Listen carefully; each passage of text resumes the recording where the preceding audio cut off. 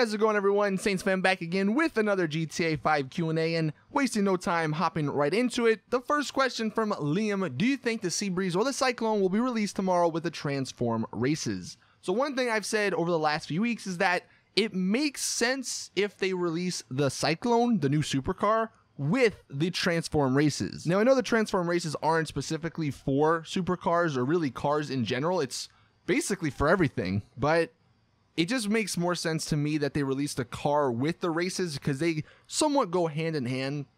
The Sea Breeze, I don't think is really that hyped. I don't think anyone's really waiting for it, so I could see them maybe releasing it next week or something. One thing that I've seen mentioned that I thought was somewhat interesting, I could totally see Rockstar do this. They could end up not releasing one of the unreleased cars for a week or two. Like, they release the Transform races tomorrow, and then they have that go for 2 weeks until Halloween, and then they start releasing the vehicles again. They release the Vigilante, and then so on and so forth. Someone mentioned that, and this somewhat ties into the next question from CAB. Do you think they will hit us with another unexpected DLC like the Smuggler's Run again in the future? Some people were saying if they extended or if they stopped releasing the unreleased vehicles for 2 weeks, then that would extend this Smuggler's Run DLC stuff, or the drip feed, for another 2 weeks, which means maybe the next DLC is coming much sooner than expected, because if they extend it, I believe that goes all the way to the end of November, and then maybe a week or two later, they release the December DLC.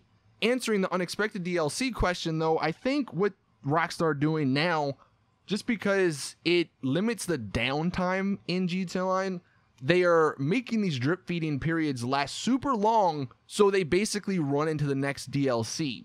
So I don't know exactly. I think we have, what, 5 vehicles left in the game files, and I think if they were to release one each week, it sort of ends halfway through November. And Rockstar did say, or they teased a little bit, another DLC coming sometime this year. So if they are going to release that DLC, the next DLC, sometime in December, early December, like they've done in the past few years, then having that come out basically a week or 2 or 3 after the drip feeding ends, people still remain hyped because there is no downtime. Like with the Smuggler's Run, we were just coming off the last DLC, and then like a week after it basically ended, they were like, hey, new DLC is coming soon, get ready for it. So I could totally see them doing that again. Like after the Laser comes out, which is the final unreleased vehicle, the next week they're going to release a newswire probably that says, hey, the December DLC is coming out in 2 weeks, get ready for it. Here's a trailer, or here's some pictures. So I think, yeah, there will be another unexpected DLC coming or being announced relatively soon. Next question from Liam: after tomorrow, how long do you think it will be for the creator to be released for the Transform races? So unfortunately, tomorrow, the creator, the community creator for the races, the Transform races, that's not coming with it. It's only going to be the Rockstar created ones tomorrow. I would say like 2 weeks probably. I mean, Rockstar worked hard on their races, so I'm sure they want people to play their races instead of playing the community's races, but I don't think they're going to hold it off for very long. Then Peter Pan says, in Transform races, you get your own custom car if you change to one you own. Do you think it will work the same way with aircraft? So I just recently found out about that because I haven't really been paying attention too much to GTA Online over the last week since I was on a little vacation. But yeah, apparently in the Transform races, you get to use your own custom cars, which is really, really cool. And I think it will work the same for aircraft. I mean, it wouldn't make sense if you couldn't use your custom aircraft, if you could use your custom cars. I mean, that would be a Rockstar logic, though. So who knows? But I would think it would be logical that you get to use any of your custom cars, regardless of if they're supercars, sports cars, off-roading, aircraft, the special vehicles, or whatever. You know, I think that just makes sense to me. iCred Gaming: what is the best plane to buy? People keep asking me this freaking question, dude. The best plane is the Hydra, and it's never going to change. I mean, maybe when the Laser comes out, but the Laser's $4 million more expensive than the Hydra, so I don't even think it's going to change then. The other planes that are in the game are useful, and they're not worthless. Like, they're very good, but the Hydra is still the best of the best. It just has the best offensive capabilities, and it can outrun missiles and stuff. I mean, if you're looking for specific things, like the Pyro is kind of cool if you want a jet with a second seat in it so you could drive or fly other people around. If you want one that is very fast. You know, you have the Howard and you have the Alpha Z1. I mean, if you want a World War II plane, you have the Rogue and the upcoming Nakota. So there's some other planes, but the Hydra is still the number one. Keep Me Company says, think it would be cool to have a monthly tax return, and based on how much money you spend in a month, you get a percentage of it back. Dude, that's an awesome idea. I would totally like that, because that would reward people who play the game, not daily, but play the game fairly frequently. And if they're spending money, it would also reward them, because then they get some money back at the end of the month. I'm sure it won't be a lot, but maybe if it was like, what, 5-10%? So let's say you spent $10 million. Well, you would get $1 million back if it was 10%, or $500,000 back if it was 5%.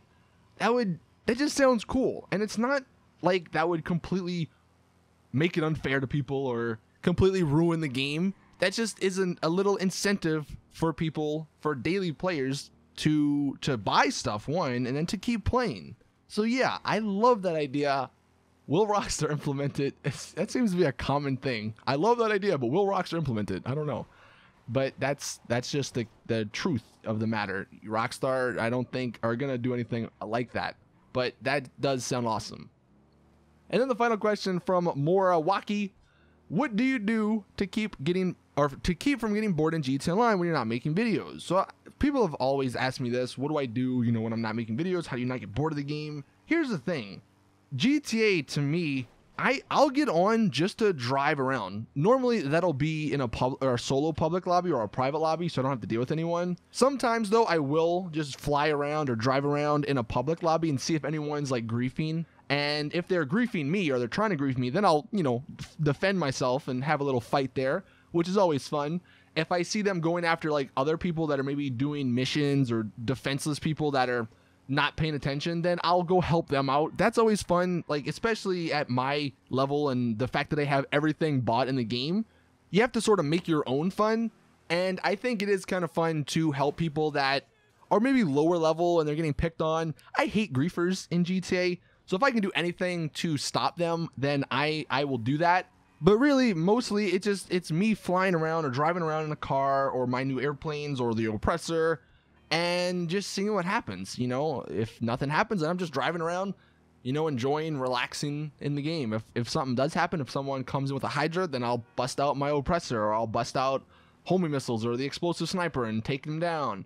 And if they want to keep fighting, then I'll keep fighting. If I want to, sometimes it's actually kind of fun to pretend you're a troll. If someone's delivering a vehicle or if someone's dealing cargo, you can go on with your oppressor and continuously just lock onto them, but then not shoot. I think that's always fun because people get super paranoid and freaked out, and it's just interesting to see what people do in that sort of scenario.